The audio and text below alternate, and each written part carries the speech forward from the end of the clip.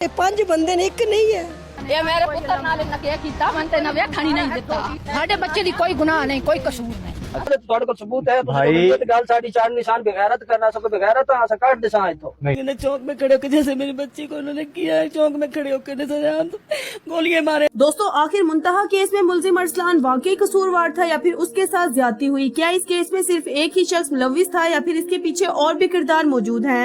और क्या आने वाली डीएनए रिपोर्ट इस केस का रुख बदल सकती है? आज की वीडियो में हम इन्हीं तमाम सवालात पर बात करेंगे।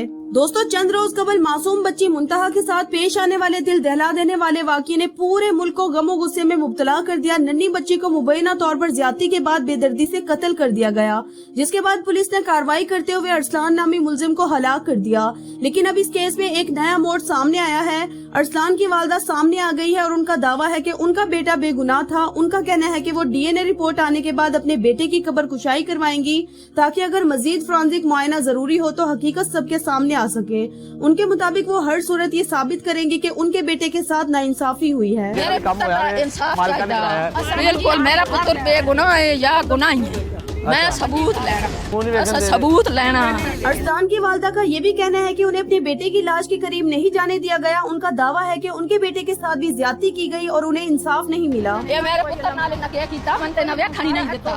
साडा इन्ना संसार ही नहीं साडे अगे कटिया। शक्ल भी विखाई नहीं ਹੁਣ ਹੱਥੇ ਵੇਖਿਆ ਹੱਥੇ ਗਾਂ ਦੇ ਚੱਕੀਆਂ ਤੇ ਆ ਮਈਆ ਤਾਂ ਆਇਆ ਪਿਆ ਆਗਾ ਨਾ ਪਿੱਛੇ ਕਿਉਂ ਦਸਾਈ ਕੋਈ नहीं उधर घर बार कोई नहीं घर मनिया मैया तक कभी नहीं गए। दोस्तों, अरसलान की तदफीन के दौरान भी सूरत हाल इंतहाई कशीदा रही। इतलात के मुताबिक पहले कई कब्रिस्तानों में उसे दफनाने की इजाजत नहीं दी गई, क्योंकि मकामी लोगों का कहना था कि ऐसे शख्स की हमारे कब्रिस्तान में जगह नहीं। उसके बाद पुलिस की मौजूदगी में उसे दूसरे कब्रिस्तान में दफन किया गया। वहाँ भी कशीदगी और तल्ख कलामी की इतलात सामने आई। सबूत है भाई गल साडी चार निशान बगैरत करना सब बगैरत आ सका दिशा इथों नहीं यार भाई देखो मेरी गल अल्लाह दे उदा बंदे का दोस्तों, अरसलान की वालदा का कहना है कि वो भी मुंतहा के वालिदैन के गम को समझती हैं। उनके मुताबिक एक मासूम बच्ची का दुनिया से चले जाना बहुत बड़ा सानिया है, लेकिन उनका दावा है कि उनके बेटे को बिला वजह मार दिया गया। ਉਹ ਮਾਂ ਵੀ ਇੰਜ ਸਰਦੀ ਪਈ ਜਿਵੇਂ ਮੈਂ ਆਪਣੇ ਪੁੱਤਰ ਖਾਨ ਸਰਦੀ ਪਈਆਂ। ਉਹਦੀ ਵੀ ਇੰਜ ਆਂਦਰਾ ਵਜਰੀਆਂ ਨਾਗ ਲੱਗੀ ਪਈ ਜਿਵੇਂ ਮੈਂ ਪੁੱਤਰ ਖਾਨ ਲੱਗੀ ਪਈ मैं भी जमियां आलियां धियां हाथियां सारियां होनियां। अरसलान की वालदा ने मजीद दावा किया कि मुंतहा के अहले खाना और हनीफ करियाना स्टोर के मालिकान के दरमियान पहले से दुश्मनी चल रही थी और उनके मुताबिक मुंतहा इसी दुश्मनी की भेंट चढ़ी। उनका कहना है कि असल जिम्मेदार उनका बेटा नहीं था। उन्होंने ये इल्जाम भी लगाया कि हनीफ करियाना स्टोर के मालिकान इस केस में मुलविस हैं और उनके मुताबिक पुलिस ने असल हकाइक तक पहुँचने की बजाय उनके बेटे को निशाना बनाया। गरीब आई इस वास्ते इन्ना लवाए भाई ये सामने आ वैसी असी बच बसा दो दिहाड़े पहले छोरी दे प्यो नाल उन्हां दी बहस हुई है। उस आख्या कोई पैसा दा उन्हां दा रौला है। दोस्तों, दूसरी जानिब अगर मुंतहा के अहले खाना की बात करें तो उनका मौक़िफ़ मुख्तलिफ है। मुंतहा के दादे और दीगर अहले खाना का कहना है कि दुकान का मालिक अब्बास शुरू से ही बात घुमाता रहा और वाज़े तौर पर ये नहीं बता रहा था कि मुंतहा उस दुकान पर आई थी या नहीं। उनका कहना है कि एक दुकानदार को अपनी दुकान में होने वाली हर अहम सरगर्मी का इल्म होता है। मैं इतने बैठी काउंटर ते कोलों को गुजर के जा पता नहीं जा रहा, मैं देख रही है कौन जा रहा है कौन नहीं। उन्हें ये नहीं देखा कि बच्ची जा रही है। मुंतहा के अहले खाना का मुतालबा है कि इस केस में सिर्फ अरसलान ही नहीं बल्कि और लोग भी मुलविस हैं। उनके खिलाफ भी मुकम्मल तहकीकात होनी चाहिए और कानून के मुताबिक कार्रवाई होनी चाहिए। उनके मुताबिक इंसाफ उसी वक्त मुकम्मल होगा जब हर जिम्मेदार शख्स को उसके किए की सजा मिलेगी। उन्हें देखा बच्ची जा रही है मुलविस से बेचे पांच बंदे ने एक नहीं है। मैं खुद 2 दफा गई हां खड़े थे सारे काउंटर ते जड़ा बैठा कहंदा नहीं आई।